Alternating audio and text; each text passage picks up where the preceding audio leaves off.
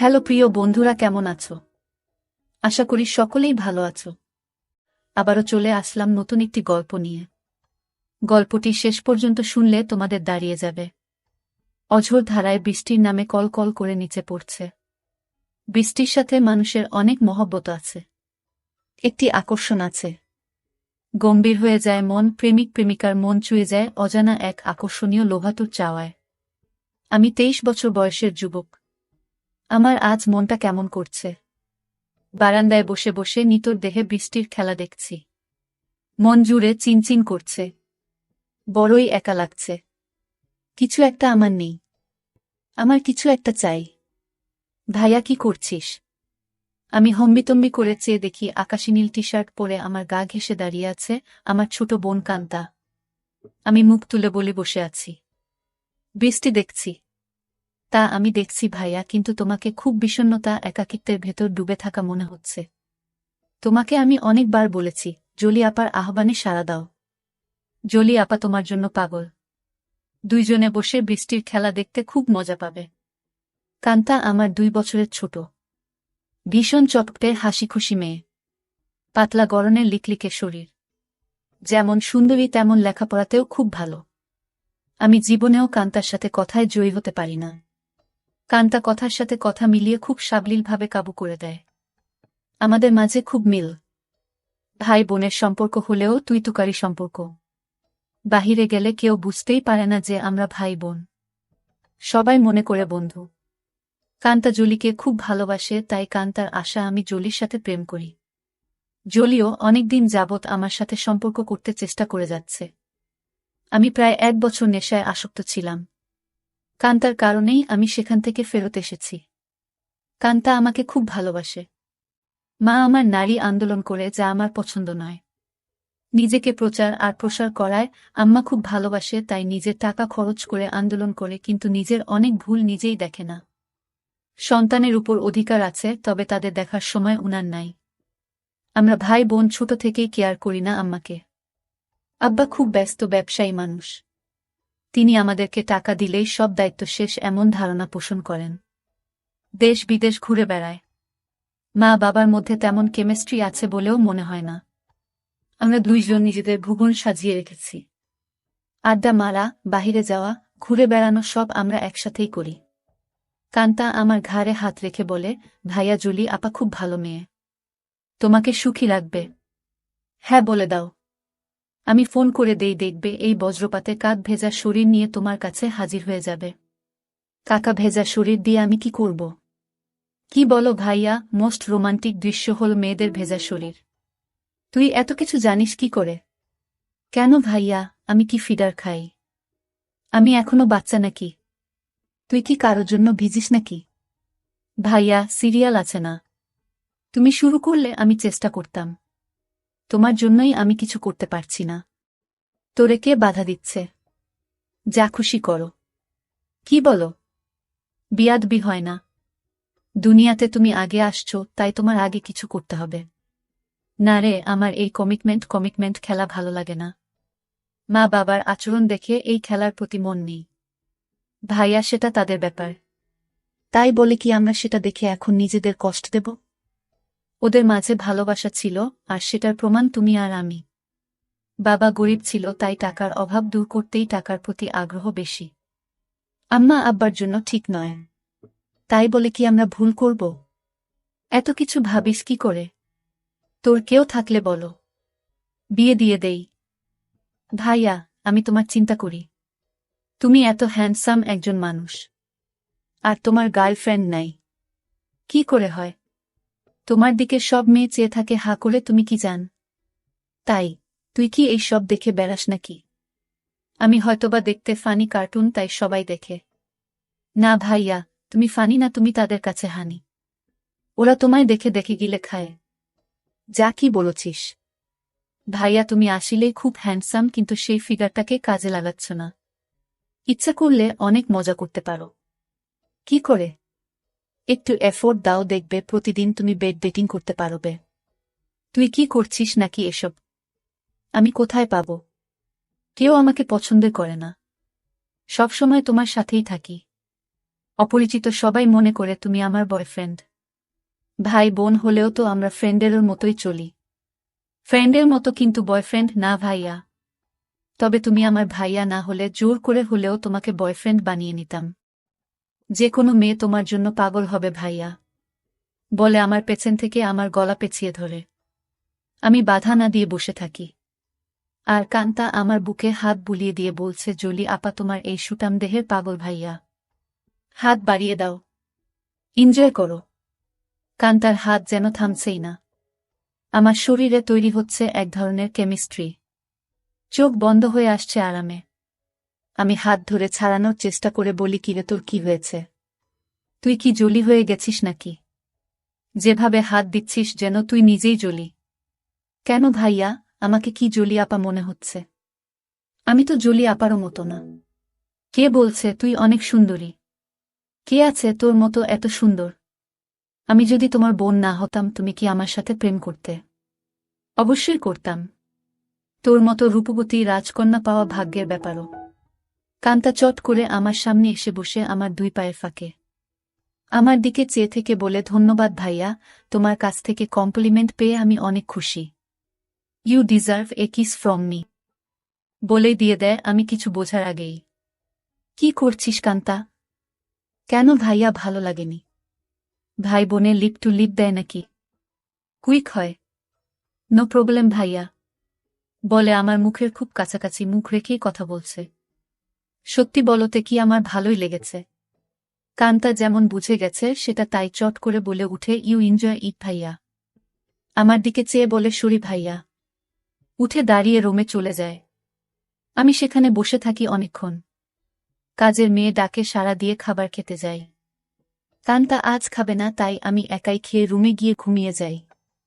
কান্তার সাথে আমার দেখা হয় না আজ 2 দিন।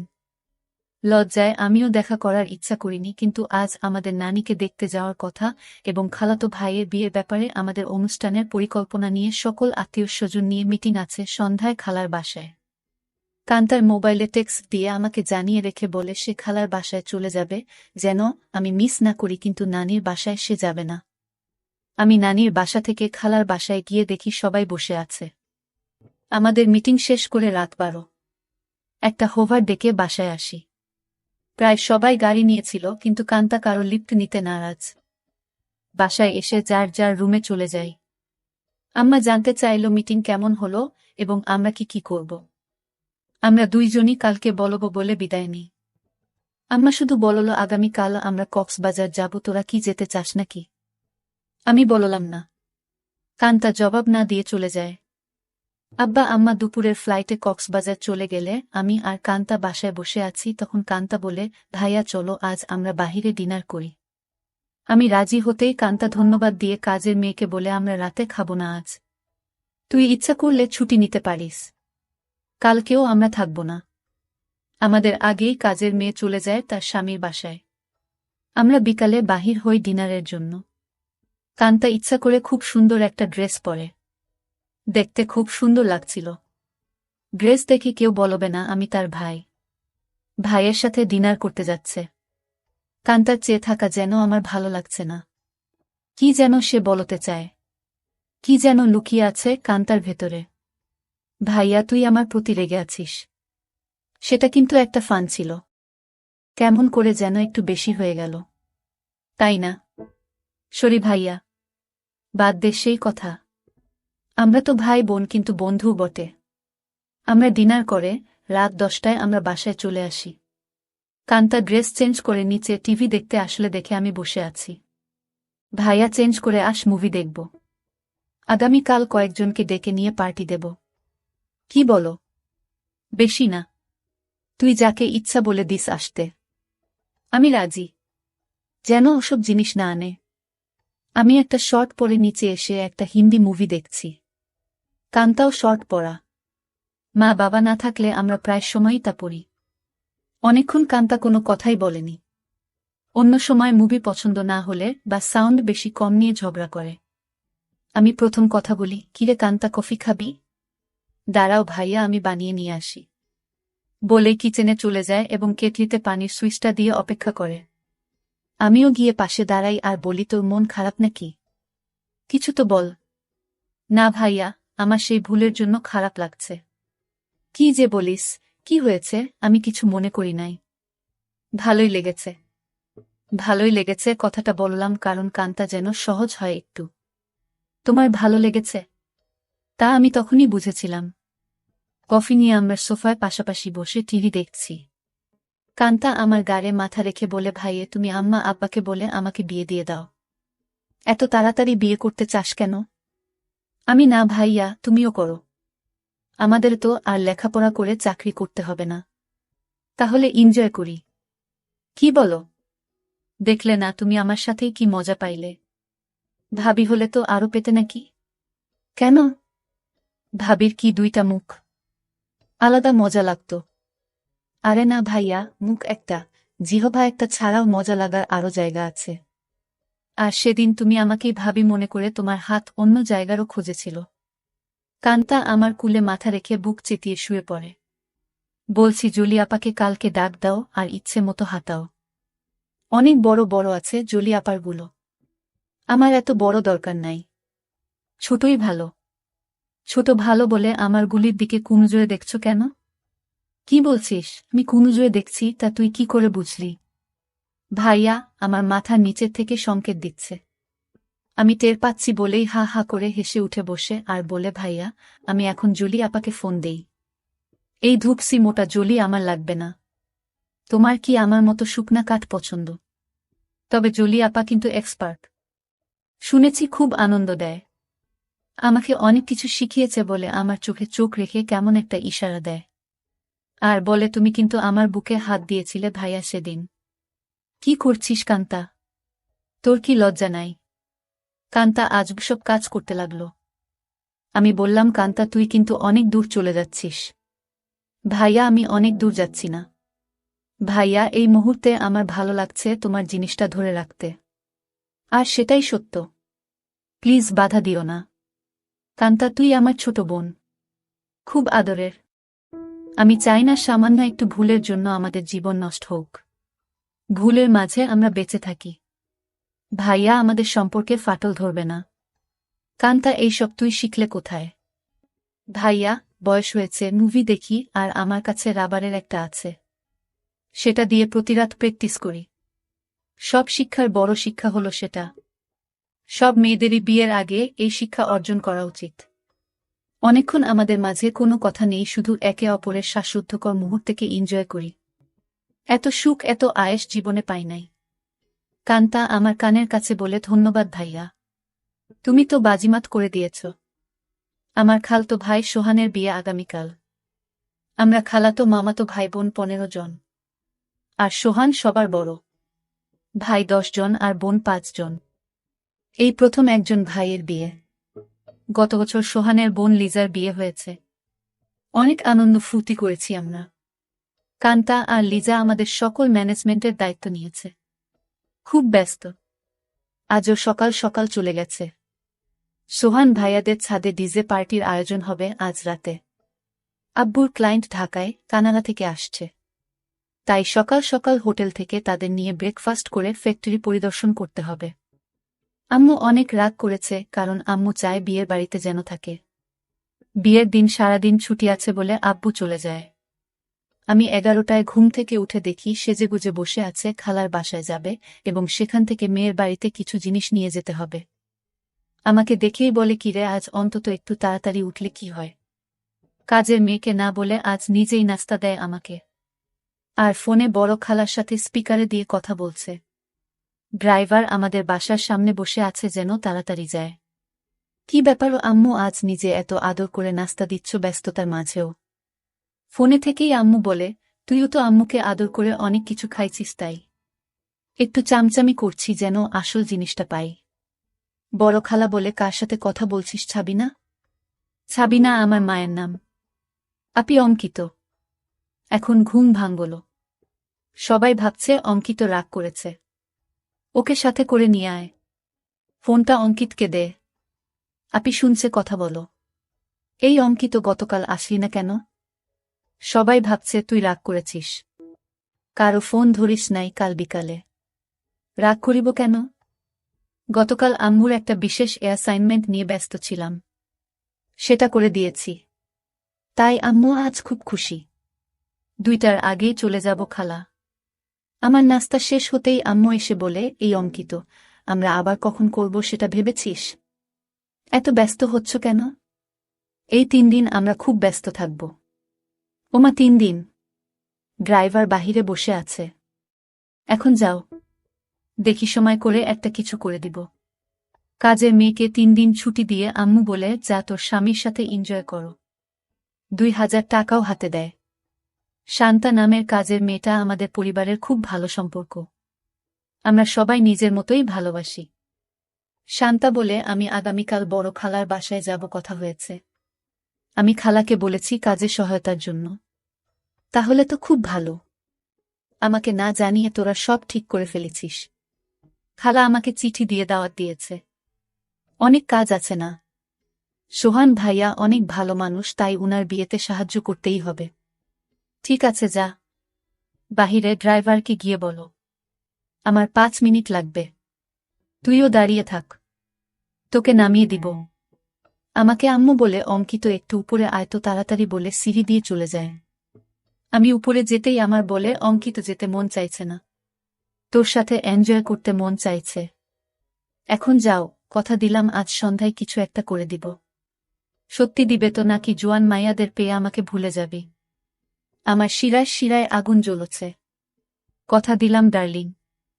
আজ অনেক দিন পর আমার শখের বাইকটা বাহির করে ঠিক সময় খালার বাসায় পৌঁছে যাই। বাড়িটা খুব সুন্দর করে সাজিয়েছে। গুলশানে এমন 3 তলা বাড়ি আর সামনে পেছনে বাগানওয়ালা বাড়ি খুব কম। এক পাশের বাবুর্চিখানা বানিয়েছে, সেখানে মিতু আপা দায়িত্বে। যার যা দরকার মিতু আপা অর্ডার করে। আমাকে দেখেই বলে, এনিথিং স্পেশাল লাগবে? না আপু, সবার স্পেশাল থেকে একটু একটু করে চেকে নিলেই আমার হবে। ভেতরে ঢুকেই কান্তার সাথে দেখা। ভাইয়া এসেছিস? চল উপরে যাবি ছাদে। আয়োজন কেমন হয়েছে দেখবি, বলে টেনে উপরে নিয়ে যায়। সাথে সাথে অনেকেই যায়। খুব সুন্দর হয়েছে। পার্টি কখন শুরু হবে? 6টার সময়, 12টায় শেষ। কান্তা সবাইকে বলে, এই তোরা সবাই নিচে যা, খাবারের কি খবর দেখো। আমি ভাইয়ার সাথে একটা সিক্রেট কথা বলে আসছি। নিশা রাগ করে বলে, এক বাসায় থাকো, সিক্রেট কথা বাসায় বলে আসতে পারো না? যা পাকনামি করবি না। যখন আসছি ভাইয়া ঘুমাচ্ছিল। এই সিক্রেট কথাটা না বললে কাজে মন দিতে পারছি না। কান্তা আমাকে এক কোনায় নিয়ে বলে, কি খবর মাই হিরো? রাতে টায়ার্ড ছিলে তাই বলে কি দরজা বন্ধ করে ঘুমিয়েছিলে? সকাল থেকে ছটপট করেছি, জানি তুই ডিস্টার্ব করবি তাই বন্ধ করে দিয়েছিলাম ভালো ঘুমের জন্য। ভাইয়া, আমরা 1 বোতল শরাব নিয়ে আসছি, রাতে খাবো। খাবি নাকি? দেখা যাক। কান্তা মুচকি হাসি দিয়ে চলে যায়। জমে উঠেছে আমাদের ডিজে পার্টি। সোহানের চোখে মুখে আনন্দ। 3 বছরের প্রেমিকা তিন্নি বউ হয়ে ঘরে আসছে। মা বাবা ভাই বোন বন্ধুবান্ধব মিলিয়ে প্রায় 15 জন মানুষ ছাদে খাচ্ছে, গল্প করছে, মিউজিক শুনছে, ড্যান্স করছে। আমার কাছে এই সব আনন্দ খুব বাড়াবাড়ি মনে হচ্ছে। অযথা টাকা পয়সা নষ্ট। দেশে অনেক গরিব আছে, সেই দিকে খেয়াল রাখা উচিত আমাদের। আমি কথা প্রসঙ্গে সোহান ভাইয়ার সাথে শেয়ার করি। সোহান ভাইয়া উঠে দাঁড়িয়ে মাইকের কাছে চলে যায় এবং মাইক হাতে নিয়ে বলে, লেডিস অ্যান্ড জেন্টস, আমার ছোট ভাই অঙ্কিত এইমাত্র আমাকে বলল ওর কাছে এই পার্টি খুব বাড়াবাড়ি মনে হচ্ছে। অযথা আমরা টাকা পয়সা খরচ করছি। অঙ্কিতের কথাটা আমার ভালো লেগেছে। আমি আমার ব্যক্তিগত ফান্ড থেকে 5 লক্ষ টাকা আমার খালা ছাবিনার মাধ্যমে গরিব অসহায় মহিলাদের সাহায্য করব। সবাই হাত তালি দিয়ে সোহান ভাইয়ার চেয়ে আমাকেই বেশি ধন্যবাদ জানায়। আম্মু আমার কাছে এসে বলে, অনেক খুশি হয়েছি। আরও বেশ কয়েকজন এই ফান্ডে দান করেন। প্রায় 30 লক্ষ টাকার প্রমিস হয়।